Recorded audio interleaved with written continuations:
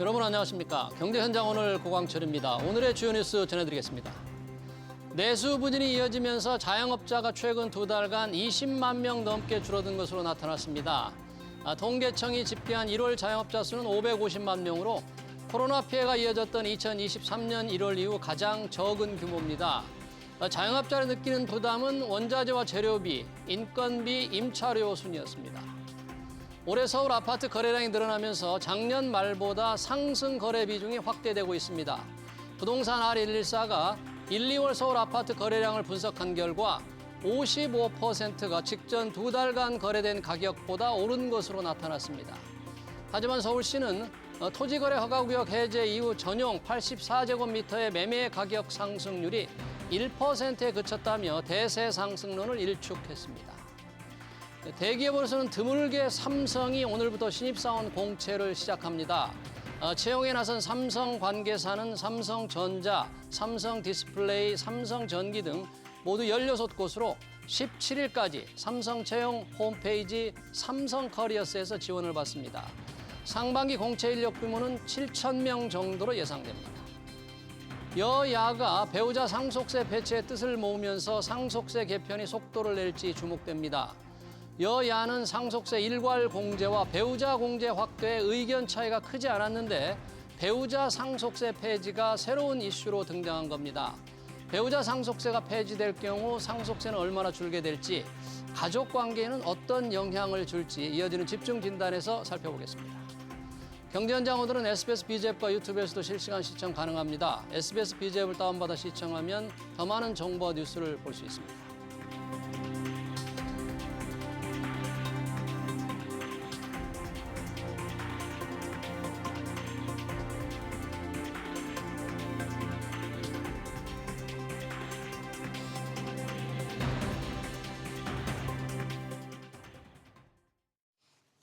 네, 상속세 개편 논의가 활발합니다. 그중에서도 배우자 상속세 폐지가 불쑥 튀어올랐죠.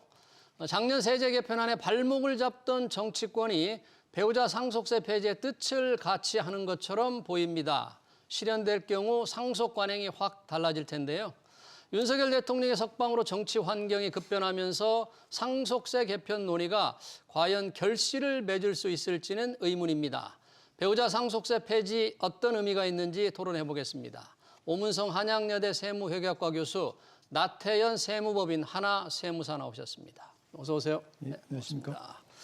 자, 모처럼 정치권에서 상속세 관련 상속세 완화, 공제 환도 확대 여러 논의가 지금 활발한데 그중에서도 부부 간, 그러니까 배우자 간 상속세 폐지가 지금 논의가 급물살을 타고 있습니다. 여당이 폐지하자고 제안을 했고 야당도 동의한다는 입장. 자, 그동안 이제 별 얘기가 없었던데 왜 배우자 상속세, 왜 이걸 폐지하는 논의가 갑자기 이렇게 튀어나온 거죠?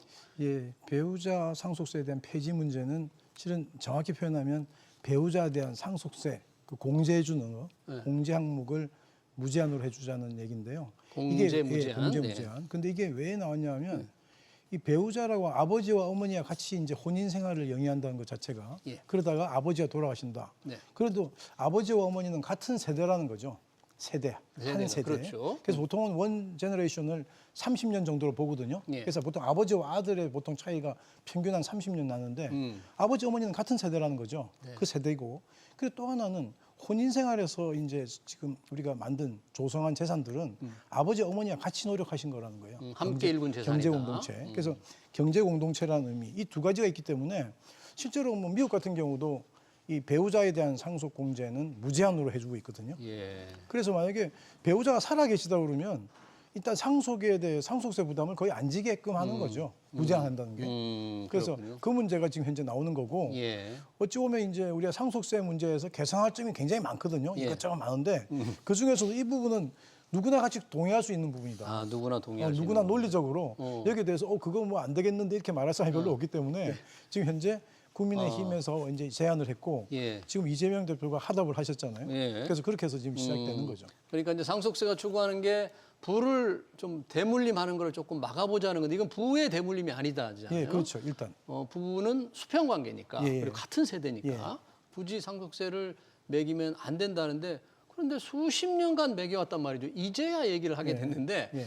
보통 우리 세무사님 보통 경우에 다른 나라는 다르게 부부간에 안 매깁니까 세금을 상속세? 지금 OECD 국가 중에서도 보면은 38개국 중에서 예. 이제 우리나라와 같은 유산세 체계 상속세에서 예. 그 유산세 체계를 갖고 있는 데가 4개 국가가 있습니다. 미국, 덴마크, 영국, 한국 4개인데 여기서 또 배우자한테 상속세를 매기는 곳은 우리나라밖에 없거든요. 우리나라밖에. 네. 그러요. 아주 유일한 나라인 셈인데 이제 여야가 모처럼 의견을 모아가긴 하는 것 같아요. 여당은 없애자.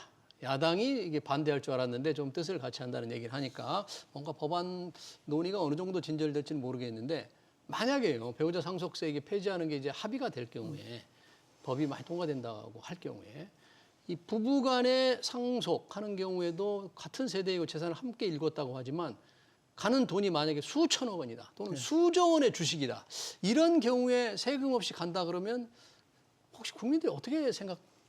일단 국민들은 또 이제 부자 감세다 이렇게 나올 가능성이 되게 높은데요. 네. 근데 이걸 내용을 가만히 보면 이게 뭐 재산 그 상속 재산이 크든 작든 간에 예.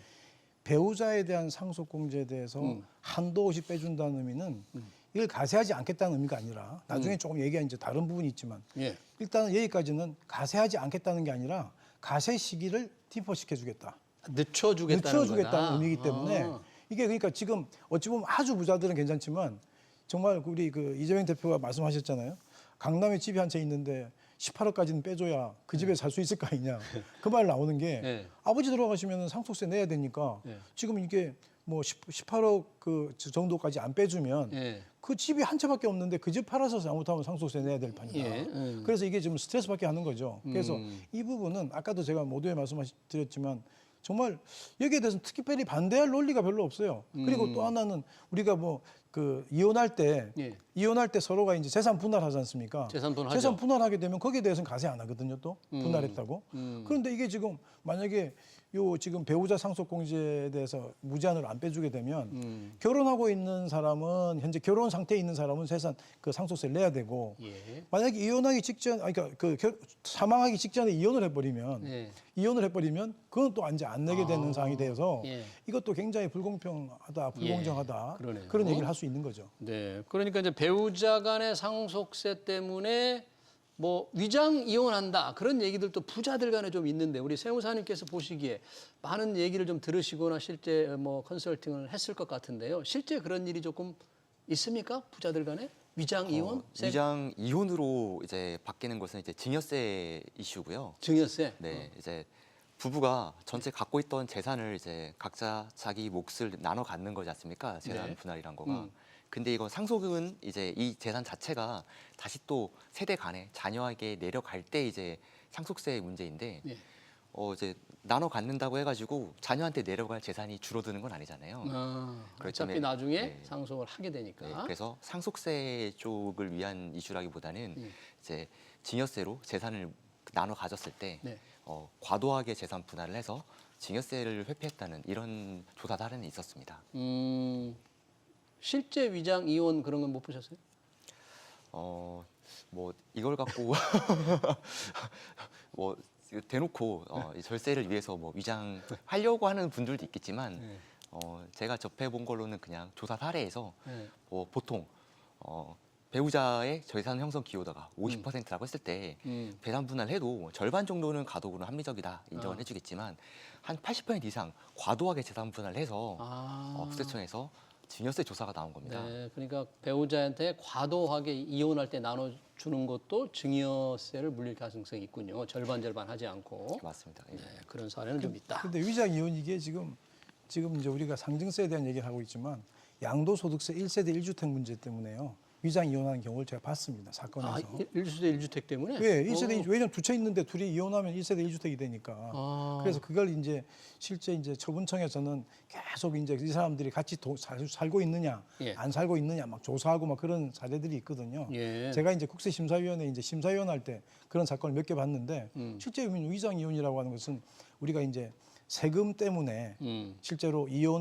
실제 의도는 이혼할 뜻이 없는데도 불구하고 네. 형식적인 이혼을 하는 경우는 있습니다. 아, 그렇군요. 예, 예.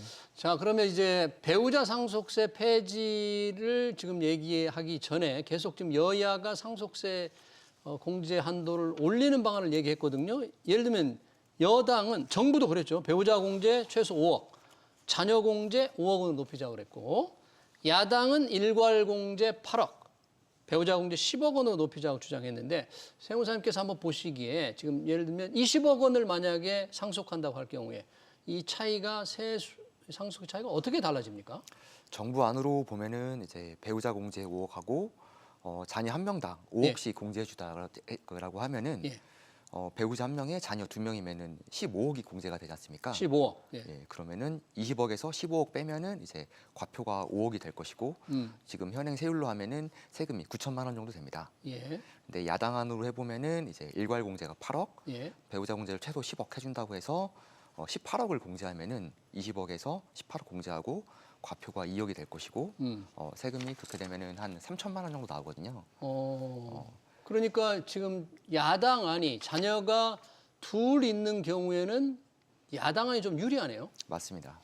자녀가 만약에 없으면 혹시 어떻게 될까요? 없으면 어떤 안이 유리하게 될까? 자녀가 없어도 예. 배우자 공제를 만약에 더 높게 야당이 이제 10억으로 최소 해준다. 10억으로. 네, 해준다고 하면은 이제 야당안이 더 유리한 것이죠. 배우자 공제는 최소 지금 현재 예. 최소 5억 원이잖아요. 5억이죠. 최저. 왜 최저라는 게 무슨 뜻입니까? 최저라고 하는 것은 이제 배우자 공제가 배우자가 실제 받은 부분에 대해서 이제 본래 공제하는데 예. 그 받은 부분이 되게 적다고 하더라도 최소한 5억은 해주고 그 부분이 크다고 하더라도 맥시멈 30억까지밖에 안 해주게 30억 까지. 5억에 30억 사이로 되게 돼 있죠. 네. 현행법은 그렇습니다. 현행법으로. 네. 그러니까 법정 상속분대로 받을 경우를 이제 현재로 봤을 예, 때 예. 최저 5억에서 30억. 최대 30억. 예. 교수님 보시기에 지금 여야 지금 공제 확대 여러 가지 아이디어가 나오고 있는데 좀 어떻게 다른 것 같아요? 금액이나 규모만이 아니라 뭐 생각 자체가. 그 생각들이요. 예. 지금 제가 이제 그걸 정리를 한번 해봤는데 예. 지금 우리 현행은 보면은 일괄 공제 5억에다가 자녀 공제 5천만 원, 현재는? 이렇게 배우자 공제 5억 돼 있고 예. 정부가 작년에 이제 우리가 세법 개정안으로 내놨는데 통과 안 된 게 예. 일괄 공제 5억 원이고 자녀 공제가 한 명당 5억 원 예. 이렇게 돼 있고 그 다음에 배우자 공제 5억 원 돼 있고 네. 민주당안은 기본적으로 이제 일괄 공제를 8억 원으로 하고 자녀 공제는 5천만 원 그대로 두고 예. 그 다음에 배우자 공제를 10억 원으로 올리자 예. 뭐 이렇게 했는데요. 제가 볼 때는 이제 자녀 공제라고 하는 게 결국은 지금 이게 한 명당 5천만 원 하는 거를 5억으로 올리자고 하는 게 최근에 이제 합계 출산율이 조금 턴 어라운드 했다고 그래요. 지금. 조금 올라오는. 조금 올라오는. 조금. 그리고 지금 현재 어떤 기업들은 뭐 한 명 놓으면 1억도 주고 2억도 주고 뭐 이런 게 있어가지고 예. 조금은 분위기가 예전보단 좋아진 것 같습니다. 그래서 저는 자녀 공제 이 부분은 좀 나름대로 혜택을 주는 거를 뭐 이게 5억이 됐든 얼마가 됐든 좀 줘야 되고. 올리는 게 좋겠다. 예. 그리고 이제 뭐 배우자 공제 같은 경우는 제 생각에도 이거는 현재 부재안으로 풀어주는 게 맞다. 배우자 같은 상속세를 세대이고, 없애는 거나 똑같이. 예, 같이 조성한 재산이기 때문에 예. 그래서 이 부분하고 그 다음에 이제 지금 저는 작년에 이제 그 세법 개정안을 보면서 현재 정부가 굉장히 어떤 그 바른 방향으로 방향은 잡았어요. 예. 어떻게 잡았냐면 최고 세율을 낮췄거든요. 최고 세율 50%에서 40% 낮추고. 낮추려고 하는 거죠. 그리고 이제 우리가 보면은 뭐 1억으로 돼 있던 최고 이제 밑에 그 단계가 1억인데 그 2억으로 올렸어요. 근데 문제는 뭐냐면 30억으로 있던 거를 10억으로 낮췄어요. 과표 최고 세율 최고 적용 구간을. 근데 정말은 그거는 제가 말이 안 된다고 이제 실제로 그때 그 당시에도 얘기를 했는데 네. 지금 2000년 초에 이어가던 아파트가 지금 25억 하면 10배 대략 그것만 보도 10배 올랐는데 상속세가 2000년 이후에 한 번도 안 바뀐 거죠? 거의 안 바뀌었죠. 네. 그래서 올랐는데 그러면은 현재 우리가 30억 하던 최고 단계는 그 계산으로 하면 300억까지 올라가야 되거든요. 과표를 300으로 근데 300억이 너무 크다고 생각하면 한 100억 정도까지는 올라가야죠. 올라가야 되고 밑에 있는 일가공제 그것도 지금 일가공제가 아니라 밑에 단계 그 1억을 2억 올렸는데 그것도 좀 더 올려야 돼요. 예. 그래서 제일 작년에 잘못한 것은 최고 단계 적용하는 그 금액 그 금액을 낮춘 거는 정말은 방향성 자체를 모르겠다는 거예요. 왜 왜 그런 행동을 최고 했는지. 세율 구간 과표를 네. 세율을 50% 40% 낮추려고 하면서 30억을 10억으로 낮췄는지 그 취지를 이해할 수가 없다. 예, 그래서 물론 저는 이제 결론적으로는 우리가 배우자 공제는 리밋 없이 한도 없이 하는 거, 자녀 공제는 한 5억 원이 되든 좀 대폭적으로 늘려주고, 그 다음에 지금 일괄 공제 금액도 아니 그러니까 일가공제 의무면 어차피 자녀공제 해주면 일가공제 넘었을 거니까. 근데 자녀가 이제 없거나 그렇죠. 한 명만 있는 사람은 또 그게 그러네요. 어렵거든요. 그래서 이 자녀공제와 일가공제 요 관계도 잘 조정을 해야 될 것 같습니다. 저 나태현 세무사님, 만약에 지금 정부가 여야 간의 배우자 상속세를 이제 폐지하자는 의견을 모아가고 있는데 폐지로 확정될 경우 자녀 공제가 현재처럼 5천만 원 그대로 있게 된다면 상속세 완화 효과가 없는 건가요? 자녀 공제를 만약 그대로 둔다면 어떻게 되는 겁니까? 저 지금 배우자 상속세를 면제해줬을 때 네, 이제. 이게 과세 이혼 효과라고 아까 말씀하셨지 않습니까? 그러면은 돌아가시고서 배우자한테 재산이 다 다 갔어요. 가서 상속세를 일단 한번 안 낸다고 쳐도 예. 이게 나중에 다시 배우자의 상속이 일어났을 때 그렇죠. 자녀에게 한 번에 상속세 부담이 일어나기 때문에 이때 공제 효과가 바뀌지 않고 지금처럼 적은 공제만 해준다고 하면은 상속세 충격이 그대로 자녀 세대에게는 발생이 되는 겁니다. 아, 그래요. 그렇다면 배우자 상속세를 많이 없애려면 자녀 공제 한도를 지금 5천만 원에서 조금 높여야 된다. 그런 그렇죠. 공제를 올려주거나 아니면은 유산 취득세형으로 가서 각자 인별로 받는 과표를 분산해주거나 이런 효과가 있어야지 상속세 자체가 좀 내려가는 효과가 있습니다. 아, 유산 취득세. 지금 우리 나태현 세무사가 이제 유산 취득세를 얘기했는데 지금 세금 우리 상속세는 돌아가신 분이 물려준 세금 전체 물려준 상속액에 대해서 세금을 매기고 그거를 이제 자녀들이 나눠 내는 건데 이거를 바꿔서 상속 받은 만큼만 자녀들이 세금을 내는 유산 취득세로 이제 바꿔야 된다 그런 얘기인데 지금 이 부분은 어떻게 우리 세무사 교수님께서 보실 때 유산세를 유산 취득세로 바꾼다는 것은 이 전반적인 글로벌 트렌드에 좀 다 이렇게 맞는 겁니까? 이렇게 바꿔야 되는 겁니까? 바꿔야 되는 거죠. 이렇게 바꿔야 현재 된다? 지금 글로벌 트렌드도 유산 취득세를 해야 되는 거고 실제로는 우리가 이제 뭐 그 각자의 피상속인 돌아가신 분이 있으면 살아 있는 분들이 있는데 상속인들 네. 지금은 상속세 같은 경우는 유산세 구조로 돼 있어서 그 돌아가신 분의 전체 재산에 대해서 누진세율 적용하고 하고. 나중에 이제 법정 상속 지분 비율대로 쪼개서 연대납세금을 지우거든요. 예. 근데 증여세 같은 경우는 그렇지 않아요. 유산 취득세 구조로 돼 있거든요. 아, 증여세. 수용자, 증여자의 관계에서 받은 만큼만 낸단 말이에요. 예. 그래서 그 구조도 실은 매칭을 시켜야 되고 논리적으로 우리가 누진세율을 적용하고 있잖아요. 그렇죠. 기본적으로. 그럼 누진세율 구조화에서 유산세 구조를 고집하는 것은 어차피 뭐 상속세가 이중과세라고 하는 말이 많이 있지만 유산세 구조가 더 많은 비판을 받을 수밖에 없거든요. 예. 전체에 때리기 때문에. 그래서 이걸 나눠 가지고 유산취득세로 가는 것은 뭐 추세기도 하고 논리적으로도 그것이 무조건 맞다.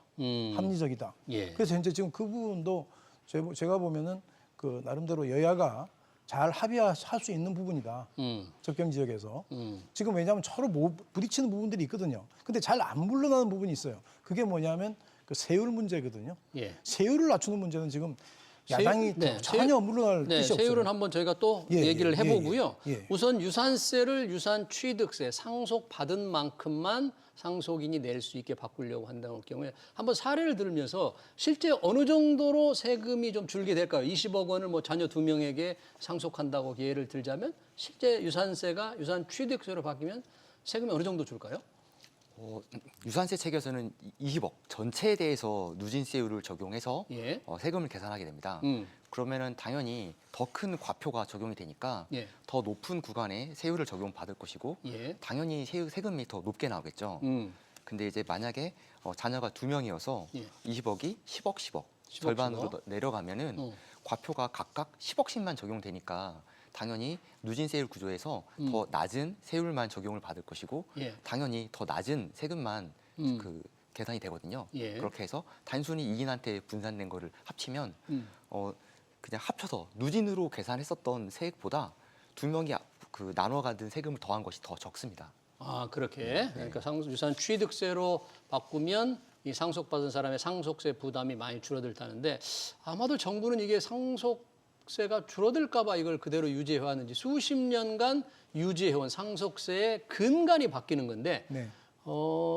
그럼 바로 시행을 할 수 있나요? 뭐 혹시 시행하는데 문제라든지 뭐 이런 건 없습니까? 기술적인. 시행하는데 문제는 이제 우리가 유산세하고 유산취득세는 실제로 이제 비상속이나 상속 재산 전체에 대해서 가세하고 여기서는 유산취득세에서는 상속인들이 받은 부분에 대해서 하는데 그건 이제 우리가 간단하게 설명을 한 것이고 예. 실제로 그 계산해내는 과정에서는 지금은 그냥 우리가 유산세 구조이기 때문에 그 이제 차감 항목들이 전체적으로 빠지고 예. 계산해서 세율 적용해서 이렇게 나누어 가지는 건데 만약에 유산취득세로 하게 되면 각각 개별 상속인별로 그걸 이제 캐치를 해야 되거든요. 재산을 상속 재산을 공제도 각각 상속인별로 공제할 게 생기고 어. 그렇기 때문에 지금 이제 그 세제실이죠. 우리가 정부 입법을 하는 데가 세제실인데 세제실에서도 지금까지 많이 준비는 해왔지만 실제로 또 이제 만약에 시장에다가 그런 제도를 내놓으려면 좀 더 손을 봐야 되고 그래서 그런 문제 때문에 조금 우리가 시간이 걸린다라는 얘기는 하고 있습니다. 예. 네. 우리 나태현 세무사께서 보시기엔 어떻습니까? 기술적인 문제들, 유산세를 유산취득세로 바꾸는 데 따른 그러니까 받은 사람의 상속 재산을 한 사람 한 사람 다 파악하는데 그게 그렇게 어렵습니까? 좀 뭐 요즘 다 전산이 워낙 잘 돼 있어서 쉽게 될 것 같은데. 기존에 있었던 그 체계 거기에 맞춰서 국세청 전산도 돼 있고 거기에 맞는 틀이 있었기 때문에 이거를 유산취득세로 바꾼다고 했을 때 완전히 이 큰 판을 다 바꿔줘야 되는 거거든요. 완전히 바꾸는 거죠. 네, 그러다 보니까 이게 방향성으로는 유산취득세에 가는 게 맞다라고 이제 결론을 내더라고도 이거를 실무적으로 적용하기 위해서는 그 세부적으로 이제 바뀌어야 되는 상황이 엄청나게 많습니다. 아, 그래요? 네.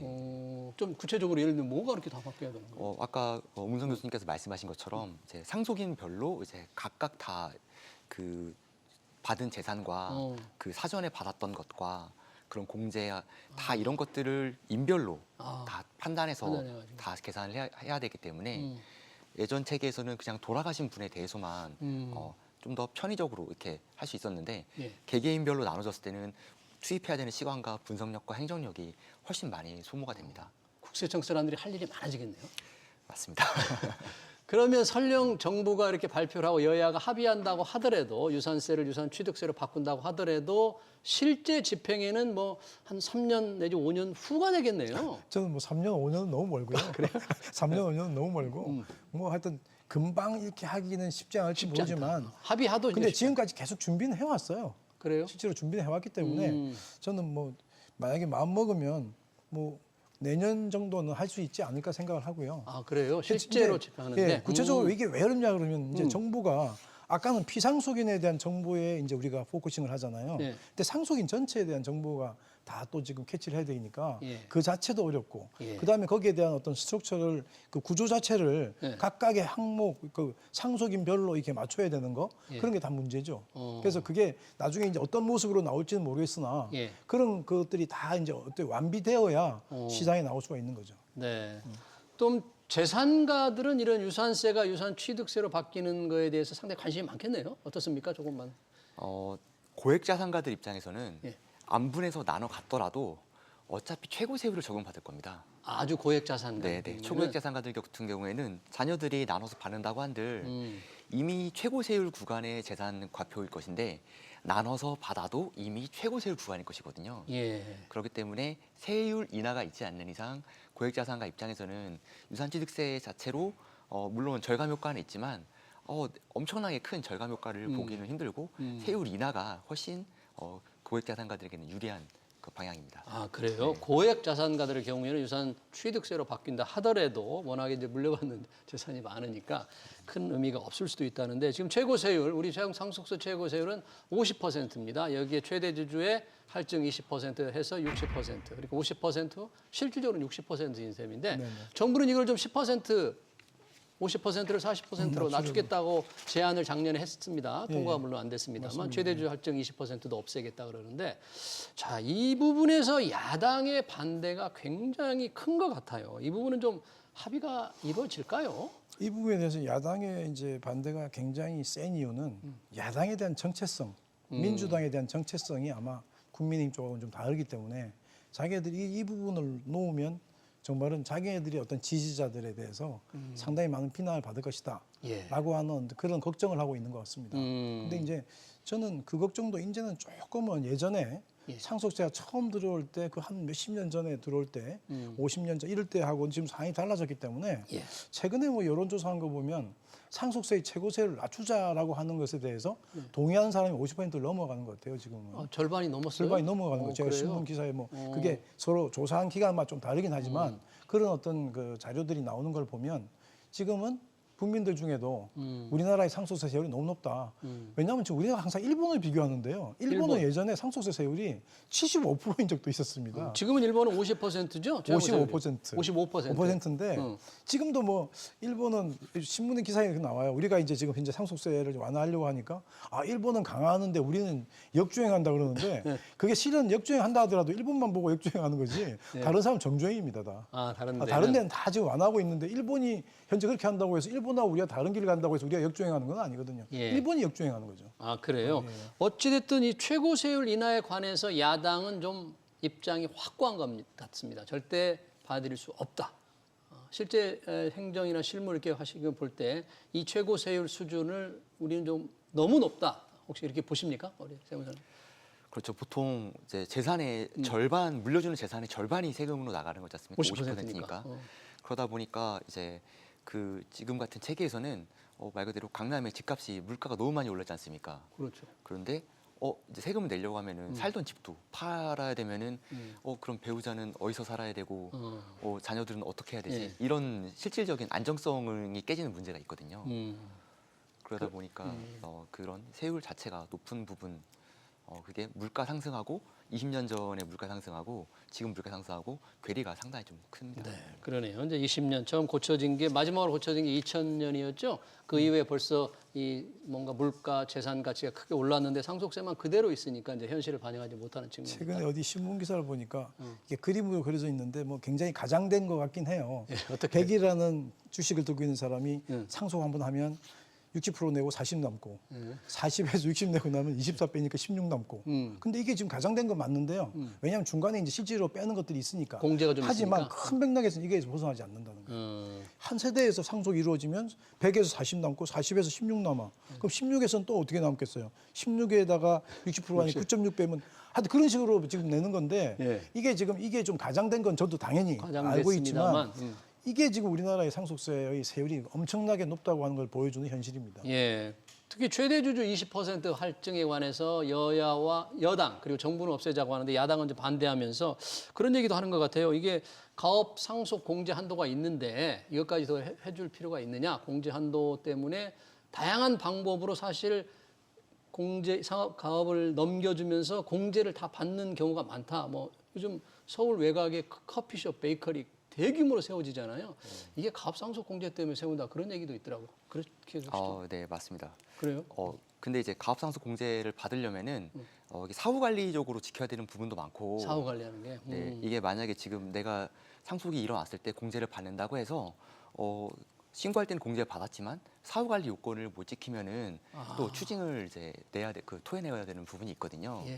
그렇기 때문에 뭐 당장은 받을지는 모르겠지만 이거를 내가 경기가 변동 부침이 심함에도 불구하고 카페라는 것들이 이제 경쟁적으로 많이 생겨나는데 그걸 또 사후 관리 요건을 지키면서 유지할 수 있느냐 이건 또 약간 변론의 문제일 것 같습니다. 네, 가업상속 공제를 받더라도 유지를 해야 되는 의무사항이 간단한 일이 아니다. 이제 그런 얘기를 해주셨고요. 여튼 뭐 상속세 지금 완화 쪽으로 지금 얘기가 되고 있는데 뭐 지금 상속세만 완화한다는 게 아니죠. 근로소득세 완화 얘기도 정치권에서 조금 나왔고요. 예, 근로소득세가 이제 법인세보다 네, 더 많이 걷어졌다고 세금을 하니까. 깎아준다는 얘기만 나오는데 우리가 나라 재정이 좋으면 뭐 괜찮겠습니다만 빚은 계속 국가 채무는 늘어나고 재정 상황이 안 좋은데 좀 뭐 세금을 좀 더 걷겠다 뭐 이런 얘기는 전혀 없네요. 실은 이제 근로소득세를 줄이자고 하는 얘기는 정말은 근로소득세를 많이 받아낸 것보다는 법인세가 많이 줄으니까 법인세가 확 줄다 보니까 법인세 근로소득세 확 는 것처럼 보이는데 실은 그건 아니거든요. 그리고 또 하나는 근로소득세인데 다만 근본적인 문제는 있어요. 명목소득으로 계속 과세하다 보니까 계속적으로 오르잖아요. 그렇죠. 그 소득이. 예. 그러니까 오르는데 계속 거기다가 기준은 그대로 두고 계속 과세하니까 투명한 그 유리지갑을 가지고 있는 근로소득자들은 볼 때마다 열이 받치는 거죠, 이제. 예. 그래서 그렇게 해서 얘기가 나온 거지. 그런 거군요. 실제로는 이제 뭐 상속증여세 같은 이런 아주 큰 정말은 그 어떤 효율성을 중시하는 이런 논의가 근로소득 쪽에 있는 건 아니거든요. 그러네요. 일부만 바꾸면 되고. 네, 우리 나태현 세무사께 한 가지만 여쭤보면 실제 일을 해보면서 경제사회 환경 변화에 맞춰서 좀 상속세 이렇게는 좀 반드시 이 부분은 고쳐야 되겠다 이번에 그렇게 좀 지목하실 건 어떤 게 있을까요? 지금 이번에 여야 합치가 된 그런 배우자 상속세 면제에 더불어서 추가적으로 그런 공제의 확대나 공제 확대. 네, 그다음에 유산 취득세의 개편 요거가 병행이 돼야 될 것 같습니다. 한꺼번에 이루어져야 된다. 네, 아까처럼 배우자 상속세 면제 같은 경우는 세대 내에서의 분배이고 결국 과세 이혼 효과이기 때문에 나중에 이게 자녀 세대에게 이전이 됐을 때 그때 충격이 한 번에 다 오거든요. 그럼 이때 이거를 좀 완화시켜주기 위해서는 아까처럼 유산취득세처럼 과표를 분산시키는 효과도 있어야 되고 공제를 좀 늘려서 지금 저출산 시대에 좀 공제에 대해서 어느 정도 좀 확보를 할 수 있게 해서 실질적인 부담을 좀 낮춰주는 방안이 필요하겠습니다. 네, 잘 알겠습니다. 상속세 개편 토론, 특히 배우자 상속세 폐지 관련 토론 여기서 마쳐야 될 것 같습니다. 지금까지 오문성 한양여대 세무회계학과 교수 나태현 세무법인 하나세무사였습니다. 고맙습니다. 네, 감사합니다.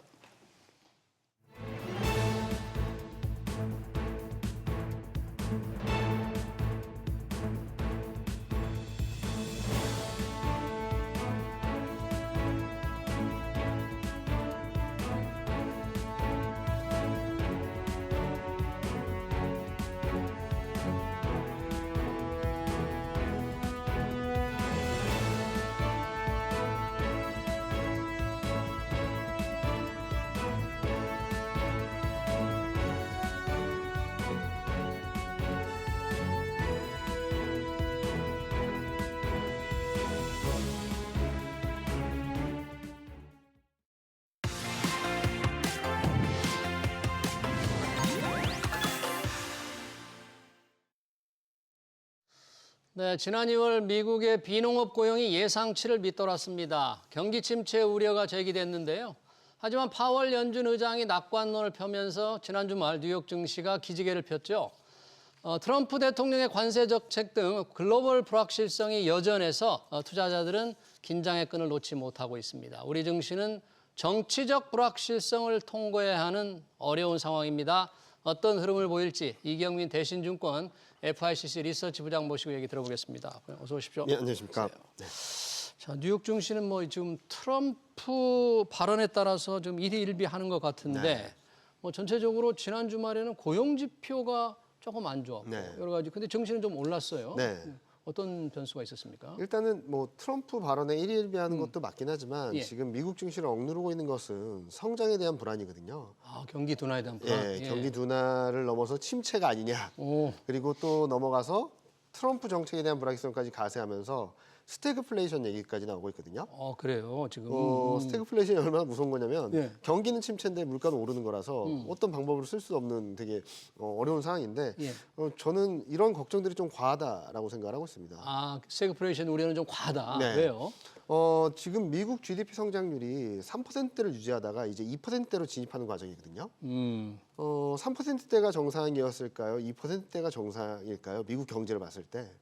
뭐 2% 정도 아닐까요? 그렇죠. 과거 평균으로 봤을 때 2% 초중반입니다. 아, 예, 그런데 그동안 너무 뜨거웠던 경기가 좀 식어가는 과정에서 좀 이 둔화 폭이나 강도가 좀 커지다 보니까 시장이 좀 많이 불안정해하는 것으로 보고 있고요. 예. 또 하나는 이런 경기 불안을 좀 자극했던 것 중에 하나는 얼마 전에 발표됐던 아틀란타 연은에서 GDP 나오라 그래서 GDP 나오라 그래서 그 해분기 그러니까 지금 시점에서는 1분기 GDP 성장률 전망을 계속 추정치를 내서 발표를 해줘요. 근데 그게 갑자기 2월 말 돼서 마이너스 성장을 한다라는 전망이 나왔습니다. 마이너스로 네. 예상을 해가지고. 그러면서 막 경기 침체에 대한 얘기들이 많아지기 시작했죠. 네. 근데 그 내용들을 잘 뜯어보시면은 예. 순수출이 그러니까 수출 빼기 수입이 마이너스 3.7% 기여할 거라는 전망이 들어오면서 급격히 떨어졌거든요. 네. 수출은 마이너스 2.6% 오히려 역성장을 하는데 수입이 28% 늘어난다는 전망이 들어와 있어요. 수입이 28%나 네. 늘어난다. 네. 이게 무슨 뜻인가요, 이거는? 선수요입니다. 아, 몇 달 뒤에 관세가 부과되게 관세 된다면 100원짜리 물건이 120원이 되겠죠. 미리 다 수입을 한다. 네, 미리 수입하는 거죠. 어. 자, 그러면은 이게 재고를 쌓아놨는 것이든 아니면 소비가 있든 간에 다른 경제 전망에도 이게 반영돼야 되는데 반영되지 않고 오로지 순수출만 급감을 하면서 역성장을 한 걸로 나와서 예. 좀 이 부분이 과했다라고 생각을 하고 있고 예. 여기에 스태그플레이션 우려가 반영된 게 또 물가 반등이잖아요. 물가, 그렇죠. 근데 많은 분들이 한번 물가를 생각을 해보시면 CPI는 뭐 1월 CPI는 반등을 하긴 했지만 예. 1월 PC는 둔화됐습니다. 그런데 지금 많은 분들이 걱정하시는 게 기대 인플레이션 급등이거든요. 예. 기대 인플레이션에는 뭐 트럼프 정책에 대한 불확실성이나 이런 것들이 반영돼 있긴 한데 심리입니다. 실질적인 물가 상승은 아니고요. 그래서 이번 주 12일 날 발표되는 2월 CPI가 나오는데 예. 이게 전반적으로 둔화된다는 전망이 있거든요. 둔화 전망이 많아요. 예. 오. 그리고 한번 잘 생각을 해보세요. 네. 관세 때문에 물가가 폭등한다라고 하는데 관세 부과된 나라가 어디가 있을까요? 관세 중국에 지금 부과됐긴 했죠. 중국 하나밖에 없죠. 네. 그러니까 지금 많은 분들이 걱정하신 거는 캐나다, 멕시코, 그리고 보편관세, 상호관세 이런 것까지 반영을 해서 많이 걱정을 하시는데 이게 스텝 바이 스텝으로 가는 과정에서 여전히 천천히 가고 있는 상황이기 때문에 경기 침체에 대한 부분도 물가 폭등에 대한 부분도 좀 과하다라는 말씀을 드리고 있고요. 예. 이런 상황에서 트럼프의 관세 발언이 굉장히 과격하게 나오면서 시장이 많이 흔들리고 있는데 그러니까요. 보통 광인 전략이라고 하죠. 예. 광인, 미치광이 전략. 네, 미치광이 전략이라고 하는데 굉장히 많은 말을 내뱉고 굉장히 세게 발언을 합니다. 근데 정작 시행되는 건 없습니다. 트럼프 1기 때 정책 이행률이 23%였습니다. 23%. 예, 네. 역대 최저였습니다. 그렇군요. 그렇지만 많은 분들은 네. 트럼프가 많은 일을 했고 굉장히 추진력이 좋고 그렇게 생각을 하시는데 예. 그 말들 사이에서 실질적으로 액션이 취해진 거는 굉장히 적다라는 거죠. 1기 때도 멕시코를 상대로 계속 관세 압박을 했습니다. 네. 근데 관세부가 안 됐습니다. 안 했나요? 네, 안 했습니다. 말만 하고. 네. 그런 것들이니까 트럼프의 발언에 일일비하기보다는 네. 트럼프 발언보다 시행 가능성 그리고 실질적인 펀더멘털이 어떤 그림인지 지금 제가 생각하기에는 경기에 대한 불안 심리는 좀 과하고 물가에 대한 부담도 좀 과하고 트럼프 정책에 대한 불안 심리도 좀 과하지 않나라는 생각을 합니다. 네, 말씀하신 대 그러면 2월 CPI가 발표되면 그런 물가 상승 우려가 조금 가라앉으면서 아까 언급했던 스태그플레이션 우려도 조금 사라질 가능성이 좀 있다고 봐야 되겠네요. 뭐 저희는 그렇게 생각을 하고 있고요. 지금 2월 CPI, 2월 PPI 모두 다 둔화된다는 전망이 들어와 있고 그리고 3월 말에 발표되는 2월 PC까지도 둔화된다는 전망이 들어와 있거든요. 네. 그리고 인플레이션 나우라는 클리블랜드 연은에서 발표하는 데이터를 보면은 3월 물가까지 둔화된다는 전망이 들어와 있어요. 그래요? 그렇게 보면은 많은 분들이 걱정하시는 것보다 실질적인 물가는 계속적으로 둔화되는 그림이다라고 보시면 될 것 같고 네. 야, 관세 정책 불확실성이 있는데 물가가 왜 둔화돼? 앞서 말씀드렸듯이 관세 부과된 나라는 중국 하나. 실제로 그리고 실질적인 영향력도 굉장히 제한적이고요. 네. 오히려 그동안 물가 반등을 이끌었던 일회성 요인, 조류 독감, 산불, 연말 소비 시즌이 어느 정도 진정되면서 물가는 좀 안정세를 아마 상반기 중에는 계속 이어가지 않을까라는 예상을 하고 있습니다. 지난 주말에 이제 그 미국의 2월 비농업 고용 네. 지표는 조금 안 좋았잖아요. 네. 그러면서 이제 경기 뭐 스태그플레이션 정도는 아니지만 경기 둔화가 조금 우려된다 그러니까 금리 미국의 그동안 네. 금리가 잘 떨어지질 않았는데 요즘에 조금 많이 떨어지고 하락세로 있죠. 지금 네. 가고 있죠. 네. 어떤 수준입니까 지금? 그 또한 물가에 대한 부분들 그리고 경기에 대한 부분들은 둔화된다라는 거죠. 무슨 말씀을 드리냐면 경기 악화가 아니라 너무 뜨거웠던 너무 타이트했던 고용이 좀 정상화된다라는 과정이라고 보시면 될 것 같아요. 예. 거기다가 연말 소비 시즌과 맞물려서 있었던 고용들이 좀 수그러들면서 좀 시장에서의 고용은 좀 안정세를 보여줄 수 있다라고 보고 있고요. 좀 불확실성 변수는 있습니다. 예. 도지라고 하죠. 지금 앨런 머스크가 정부 추진하고 효율부? 있는 예. 정부 효율부에서 계속 감원을 하고 있거든요. 해고를 하고 있는 상황이라서 그 부분들이 어떻게 반영되는지를 좀 봐야 될 것 같은데 베센트 재무장관이나 여러 정부 요인들이 말하는 것은 이거는 과도기적인 흔들림은 어쩔 수 없다. 효율화하기 위해서는 필수적인 상황이다라는 얘기를 하고 있어서 저희가 예상했던 것보다 경기 둔화 폭이나 강도가 좀 커질 수는 있다 하더라도 예. 이걸 가지고 미국 경기가 악화된다? 예, 뭐 침체된다거나 침체된다? 스태그플레이션이라든지 이런 그 거는 가능성은 굉장히 낮다라고 생각하고 있습니다. 네, 왜냐하면 이제 증시에 직접적인 영향을 주기 때문에 네. 투자자들은 판단이 조금 과도한 우려다. 근데 미국 시장에 이제 우리가 빅테크 주요 빅테크 M7이라고도 하는데 이 M7의 상승세 많이 이제 탄력을 잃은 것 같은데요. 우리 그 서학 개미들 대부분 여전히 좀 믿음을 좀 많이 갖고 있던데 네. 좀 어떻게 봐야 됩니까 앞으로? M7 뭐 항상 그랬듯이 한쪽으로 쏠리면은 그 반자격이 나오기 마련이거든요. 예. 저희는 M7에 대한 그리고 작년 11월 달에 연간 전망을 하면서부터 미국은 좀 쉬어가고 다른 나라들이 좀 갭을 메워갈 거다라는 말씀을 드렸는데 M7이 나쁘다는 건 아닙니다. 저희는 계속적으로 상승을 할 수 있다라고 생각하는데 문제는 뭐냐면은 기대가 너무 커 있다라는 거죠. 기대가 너무 크다. 네, 그리고 이 M7들의 해외 매출 비중이 좀 높습니다. 예. 60% 이상 되거든요. 근데 최근 달러가 많이 내려오긴 했지만 예. 그동안 달러 강세 여파들을 좀 반영을 해야 하는 과정이고요. 그리고 최근 보면은 워낙 증가세가 높았기 때문에 이익 증가세가 둔화됩니다. 증가율 자체가요. 증가율이요. 그러면은 그동안의 어마어마한 상승을 했던 거에서는 조금은 한 발 비껴나가야 된다라고 생각하는 거죠. 예. 왜냐하면 이익 성장이 가속화될 때는 주가도 굉장히 빠르게 올라가는 그림이 나오다가 이익 성장이 둔화되는 과정에서는 좀 상승세가 좀 슬로해지겠죠. 예. 그래서 저희가 계속 말씀드리는 것은 미국은 밸류에이션 플레이는 가능하다라고 생각하는데 지금 레벨은 밸류에이션 플레이가 가능한 수준까지 내려와 있습니다. 아, 많이 가격이 좀 낮아져 있는 수준이다. 낮아져 있고 그리고 밸류에이션 매력도 높아져 있고 높아져 있다. 나스닥 같은 경우는 36배 하던 게 지금 26배까지 떨어졌거든요. 주가 수익 비율이요. 예. PER이라는 비율이 그렇게 떨어져 있는데 이 레벨은 어느 정도 수준이냐면 24년 저점권입니다. 작년 저점권이에요. 예. 그리고 엔비디아 같은 경우는 23배까지 떨어져 있어요. 지금 네. 23배 PER. 23배라고 한다면 22년 이후 최저점입니다. 아, 엔비디아는. 네. 네. 밸류 플레이가 가능하다는 말씀드린 이유는 이익 모멘텀이 둔화될 수밖에 없겠지만 이익 성장이 끝난 건 아니거든요. 그래서 이익 성장이 이어지는 동안에는 그동안에 모멘텀에 기댄 모멘텀 플레이가 가능했다면 앞으로 이 M7은 모멘텀 플레이보다는 밸류 플레이가 좀 가능하지 않을까 예상을 하고 있습니다. 근데 M7 중에서도 보면 엔비디아도 하락폭이 좀 크지만 뭐 테슬라는 네. 정말로 많이 올 들어서 뭐 30% 가까이 떨어지는데 뭐 소비자들의 불매운동까지 막 일어나고 있지 않습니까? 네. 아무리 가격이 낮아졌다고 해도 지금 들어가기는 굉장히 위험해 보이기도 하던데요. 일단은 뭐 트럼프 당선, 트럼프 취임과 맞물려서 기대감에 올라온 부분들이 굉장히 많습니다. 예. 예, 그런 부분들이 되돌려지는 과정이라고 생각하고 있고요. 이 과정에서 여러 가지 악재들, 유럽에서 매출이 반토막이 났다 이런 것들이 계속적으로 들려오면서 성장성에 대한 의구심이 계속적으로 커지는 거죠. 예. 뭐 미래 뭐 여러 가지 규제가 완화되게 된다면 전기차를 넘어서는 굉장히 여러 가지 산업들이 좀 성장할 수 있다라고는 하는데 지금 당장 캐시카우라고 볼 수 있는 전기차에서의 성장이 굉장히 급격히 악화되게 된다면 주가 흐름들은 좀 부진할 수밖에 없다라고 보고 있는데요.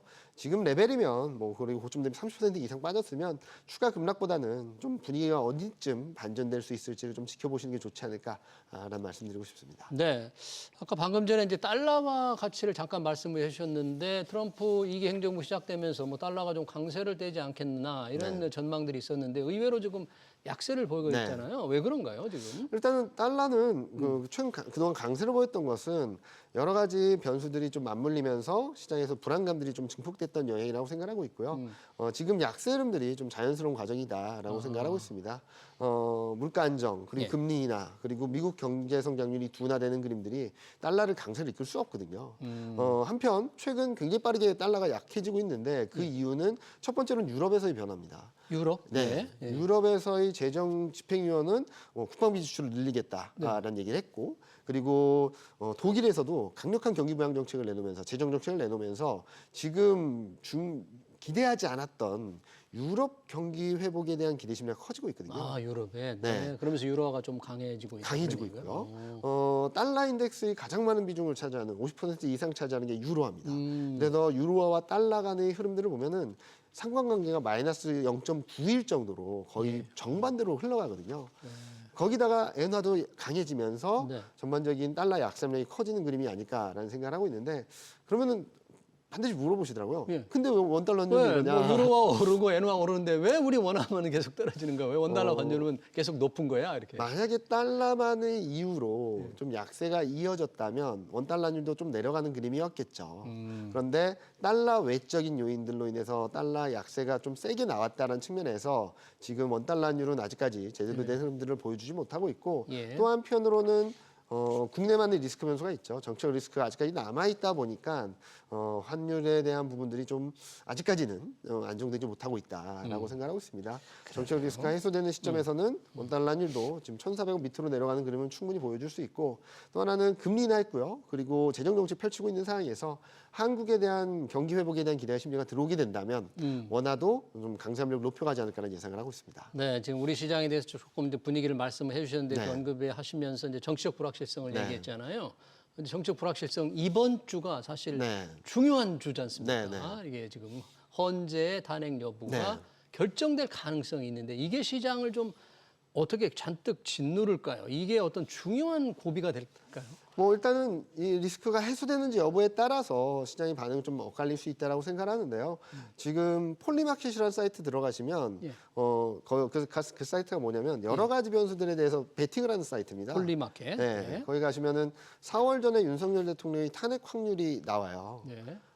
그 탄핵 확률 등락과 코스피 등락의 상관관계가 12월 이후 0.711입니다. 0.71. 70% 확률로 비슷하게 흘러간다는 거죠. 네. 따라서 지금 시점에서는 리스크 해소가 좀 필요한 상황이고 만약에 생각하지 않았던 변수가 되게 된다면 시장에서는 변동성을 좀 키우는 변수가 될 수 있어서 이번 주 이 부분 또한 시장이 좀 고민하고 또는 움츠러드는 그 결정이 나오기 전까지는 네. 좀 경계하는 변수가 되지 않을까라는 예상을 하고 있습니다. 그러네요. 우리 정치적 불확실성의 터널 이제 이번 주인데 그거에 따라서 시장이 좀 큰 흐름이 달라질 수도 있겠다 싶은데요.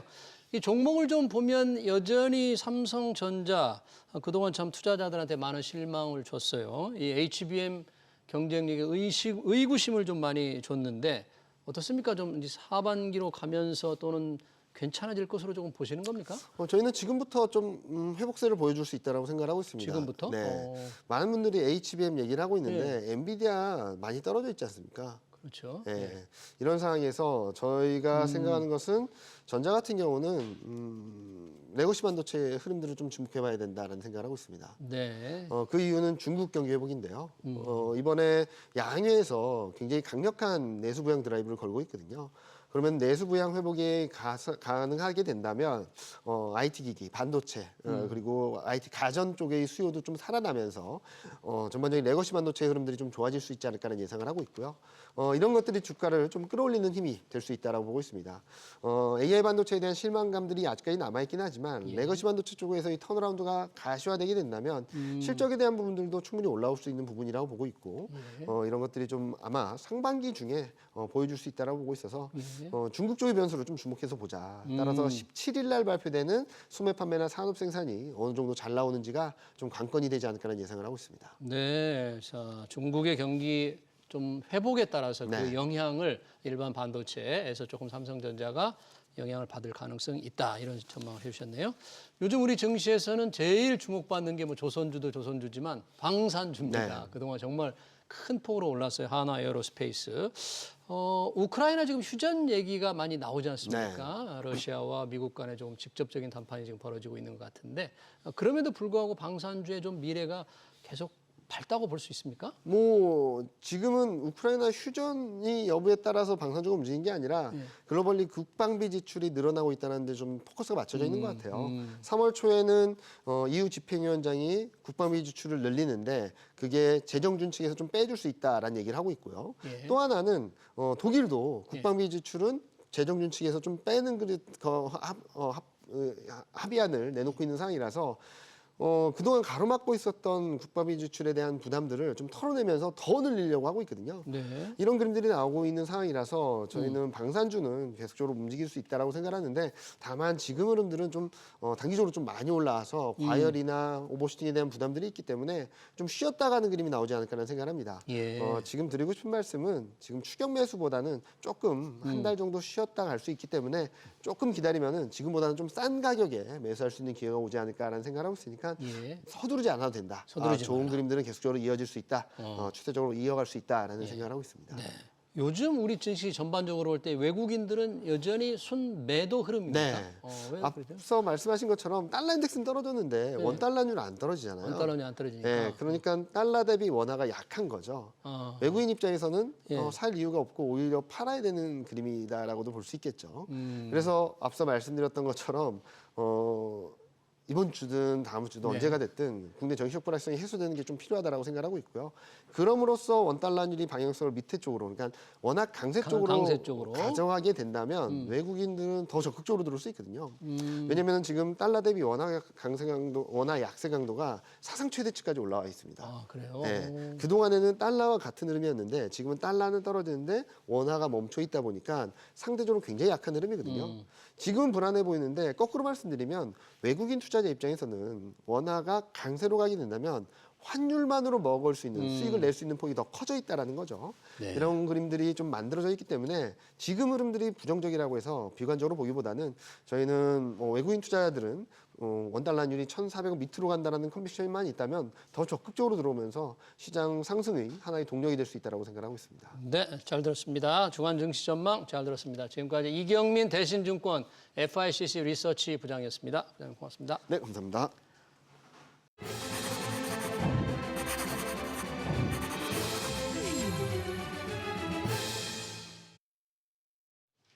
네, 배우자 상속세 폐지가 급물살을 타고 있습니다. 사실 남편과 아내 간 상속은 상속세가 추구하는 부의 대물림 방지와 무관하죠. 남편과 아내는 수평 관계입니다. 재산도 함께 일궜다는 게 사회적 인식입니다. 많은 OECD 국가들도 배우자 상속세가 없습니다. 정부는 배우자 상속세를 없앨 생각을 안 했는데요. 아마도 세수 걱정 때문이었을 겁니다. 여야가 모처럼 의견 접근을 이뤄가고 있는데 하루빨리 법을 고치길 바랍니다. SBS 비즈 경제현장을 여기서 마치겠습니다. 시청해주신 여러분 고맙습니다.